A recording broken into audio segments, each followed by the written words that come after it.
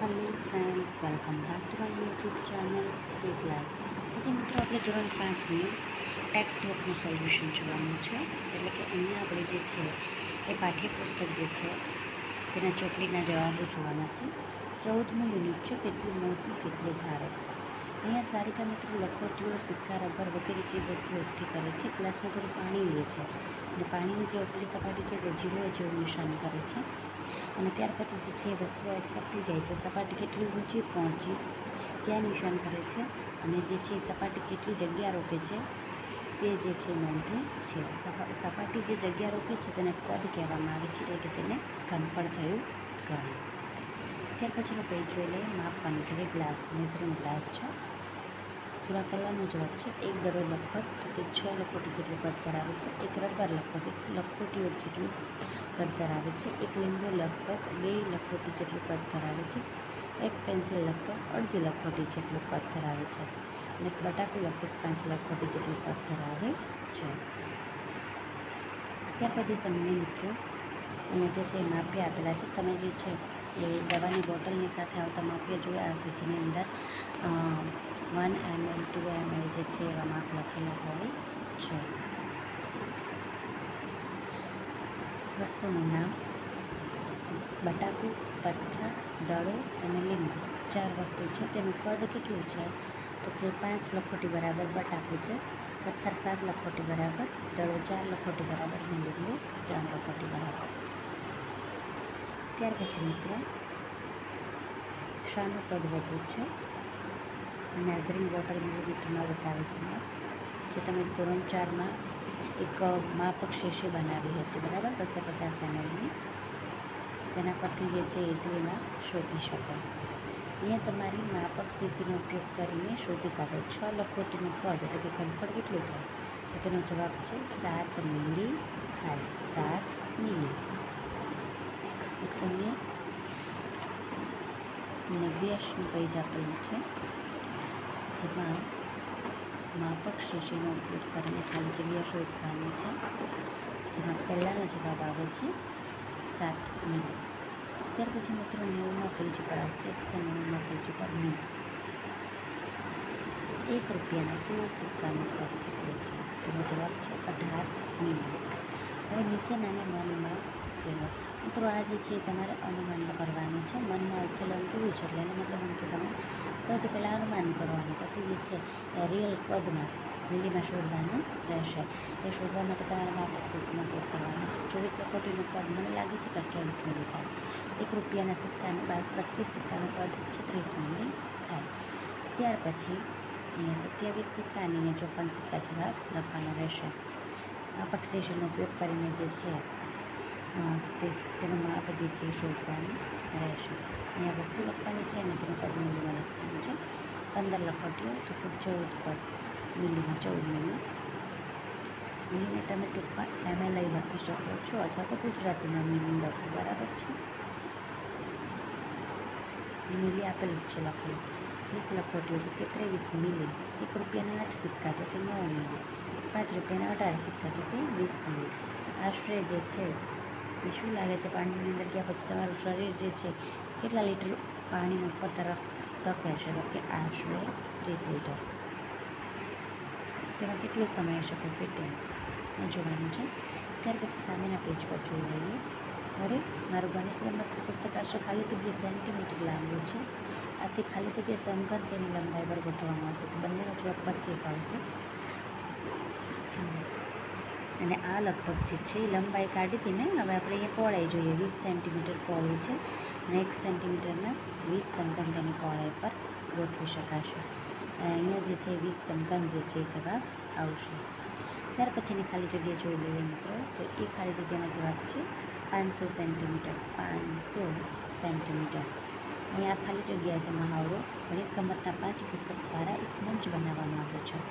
આ મંચનું કદ 1 સેન્ટીમીટરમાં તો કે 2500 સમઘન જેટલું થાય. 2500 સમઘન જેટલું થાય. હવે અહીંયા અંદાજ લગાડવાનો છે, અનુમાન કરવાનું છે. જેમાં પહેલી ખાલી જગ્યાનો જવાબ છે 20 સમઘન, બીજી ખાલી જગ્યાનો જવાબ છે 224 સમઘન અને અહીંયા 6 સમઘન જેટલું થાય. એક રબર આશરે 1 સેન્ટીમીટરનું 6 સમઘન જેટલું થાય. ત્યાર પછી દિવાસળીના ખોખાની રમત આપેલી છે, જેમાં સ્ટેજ બનાવવાનું છે, 4 લેયર કરવાના છે. એનો જવાબ આવશે 56 ખોખા. અહીંયા લખવાનું છે 10 સેન્ટીમીટરના 56 સમઘન. આ ખાલી જગ્યાનો જવાબ છે 280 સેન્ટીમીટર. કોનું કદ એટલે કે ઘનફળ વધારે છે, તમારા ગણિત ગમતનું કે તેના સ્ટેજનું? તો તેનો જવાબ છે સ્ટેજ એટલે કે મંચનું. અને જવાબ આવશે સ્ટેજ, કૌંસમાં મંચ. ઠીક છે મિત્રો, આગળનું જોઈ લઈએ. મારું દિવાસળીનું ખોખું 4 સેન્ટીમીટર પહોળું છે, 5 સેન્ટીમીટર લાંબુ છે અને 1 સેન્ટીમીટર ઊંચું છે. ત્યારબાદ મિત્રો ઊંચાઈના મંચ એટલે કે પ્લેટફોર્મ બનાવવાના છે. સ્ટેજ નંબર 192 112, જેમાં મંચ 1 છે, ઊંચાઈ 1, લંબાઈ 8 અને પહોળાઈ 7. મંચ 2 ઊંચાઈ 4, 14 લંબાઈ અને 1 પહોળાઈ. મંચ 3 ઊંચાઈ 2, લંબાઈ 7 અને પહોળાઈ 4. અને મંચનું કદ એટલે કે ઘનફળ જે છે એ 56 ખોખા જેટલું થશે. મોહનની દિવાસળીના ખોખાને કંઈક આવી રીતે ગોઠવ્યા. તો ખોખાનું કદ કેટલું છે, કેટલા ખોખાનો ઉપયોગ થશે? તો કે 30 ખોખાનો ઉપયોગ થશે. ત્યાર પછી મિત્રો તમારે કાગળનો સમઘન બનાવવાનો રહેશે. પછીનો પેજ જોઈ લઈએ. તમારો સમઘન કેટલો મોટો છે?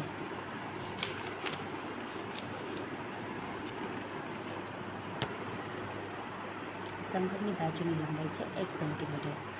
તેના પર 1 સેન્ટીમીટરના કેટલા સમઘન ગોઠવી શકાય? 7 સેન્ટીમીટર લંબાઈ, પહોળાઈ 7 સેન્ટીમીટર, ઊંચાઈ 7 સેન્ટીમીટર. 343 સમઘન જે છે ગોઠવી શકાય. અહીંયા લખેલું છે.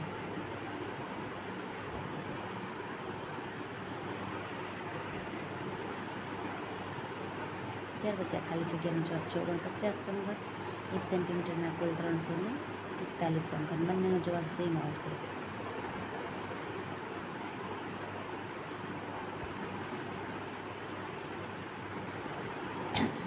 કેટલા સ્તરની જરૂર પડશે? તો કે 7 સ્તરની જરૂર પડશે.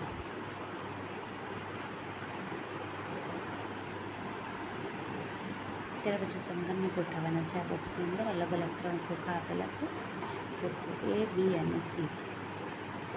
એના પછીનું પેજ, અહીંયા તમારે અનુમાન લખવાનું રહ્યું મિત્રો. તમારું અનુમાન શું છે? કોણ સાચું છે? તેનો જવાબ છે હા, મારું અનુમાન સાચું છે. જોઈ લઈએ પાછળ B અને C. ગણેશની રીતનો ઉપયોગ કરીએ. ખોખા બીમાં 1 સેન્ટીમીટરના 1210 સમઘન ગોઠવી શકાય. ખોખા Cમાં 1350 સમઘન ગોઠવી શકાય. ત્રણેય ખોખાનું 1 સેન્ટીમીટરમાં કેટલા સમઘન ગોઠવી શકાય છે? તો કે 3760. પેલું જે છે એની અંદર 1200 વત્તા 1210 વત્તા 1350 બરાબર 3760. કઈ પાઇપ વધારે ભરશે? તો કે કઈ પાઇપમાં વધુ રીતે ભરી શકાય તે શોધો અને તે પાઇપનું કદ એટલે કે ઘનફળ સૌથી વધુ છે. તો કે પાઇપ 4 જે છે, પાઇપ 4ની અંદર વધારે રીતે ભરી શકાશે, કારણ કે પાઇપ 4નું ઘનફળ જે છે તે સૌથી વધુ છે.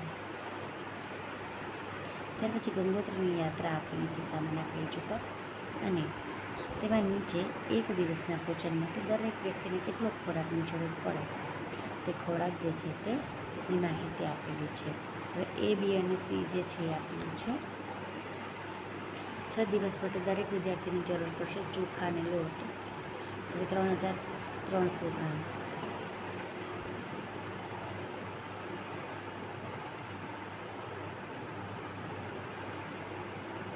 કઠોળ અને દાળ 80 ગ્રામ, સૂકી ડુંગળી તો કે 40 ગ્રામ. 6 દિવસ સુધી 10 લોકો માટે કેટલા તાજા ટામેટાને સૂકવવા પડે? મિત્રો 1 દિવસ માટે જે છે સૂકા ટામેટા 10 ગ્રામ આપેલા છે. 1 દિવસ માટે 1 જણાના 10 ગ્રામ. તો 1 દિવસ માટે 10 જણાના થશે 10 × 10 એટલે 100 ગ્રામ થશે. એક દિવસના 100 ગ્રામ એટલે આનો જવાબ આવશે 600 ગ્રામ 6 દિવસ માટે.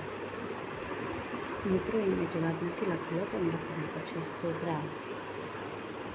દરેક વિદ્યાર્થીની બેગમાં 6 દિવસ માટે ખોરાકનું કુલ કેટલું વજન હશે? તે આપેલી આગળની માહિતી છે તેનો સરવાળો કરી નાખવાનો રહેશે. હું કેટલું વજનદાર છું? અહીં તમને હાથી વિશેનું અને વેલ વિશેનું આપેલું છે. તમારે મિત્રો અંદાજ લગાડવાનો છે મદનિયાનું અને માછલી આપી છે તેનું. બ્લુ વેલ આપેલી છે. અંદાજ લગાવો કે તમારા વજન જેટલું વજન ધરાવતા કેટલા બાળકોનું વજન 5000 કિલોગ્રામ વજન ધરાવતા એક હાથીના વજનથી એટલું થાય કે 166 બાળકો. ત્યાર પછી જન્મ સમયે મદનિયાનું વજન તમારા વજન કરતાં કેટલા ગણું વધારે હોય છે? તો કે 30 ગણું વધારે હોય છે.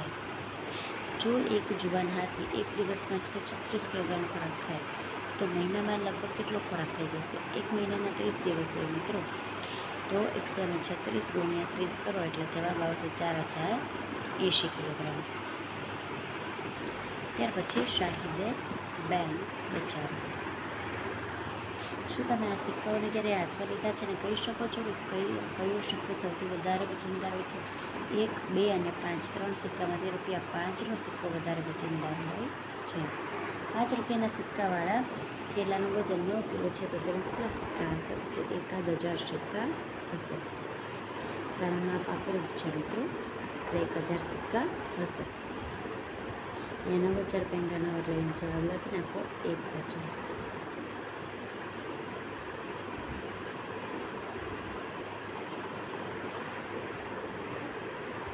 ત્યાર પછી 5 રૂપિયા સિક્કાવાળી થેલીનું વજન કરવાનું હોય તો તમે કેટલા સિક્કાઓ હશે? જો તેનું વજન 18 કિલોગ્રામ થાય તો કે 2000 સિક્કા હશે. 54 કિલોગ્રામ થાય તો 6000 સિક્કાઓ હશે. 45 ગ્રામ હોય, 4500 ગ્રામ હોય એટલે કે 4.5 કિલોગ્રામ હોય તો 500 સિક્કા હશે. 2 કિલો અને 250 ગ્રામ હોય તો 250 સિક્કા હશે. 1 કિલોગ્રામ અને 125 ગ્રામ હોય તો 125 સિક્કા હશે. નીચે 2200 સિક્કા હોય તો 13 કિલો અને 200 ગ્રામ થશે અને 3000 સિક્કા હોય તો 18 કિલોગ્રામ થશે. જો 1 રૂપિયાના 100 સિક્કાનું વજન 485 ગ્રામ હોય તો 10,000 સિક્કાનું વજન કેટલું થાય? તો કે 48 કિલો અને 500 ગ્રામ થાય. શાહિદે ખરેખર બેંકને બચાવી લીધી. 100 રૂપિયાની નોટ અસલી છે કે નકલી તે નક્કી કરવા માટે આપણે કઈ બાબતો પર ધ્યાન રાખશું? કે નોટનો આકાર, કદ, પ્રિન્ટિંગની શાઈ, વોટરમાર્ક વગેરે જોઈને આપણે ખાતરી કરવાની રહેશે. મિત્રો અહીંયા એવું પૂરું થાય છે. હવે ફરી મળીશું નવા વિડીયોમાં. ચેનલને લાઇક, શેર અને સબસ્ક્રાઈબ કરવાનું ભૂલશો નહીં. Thank you.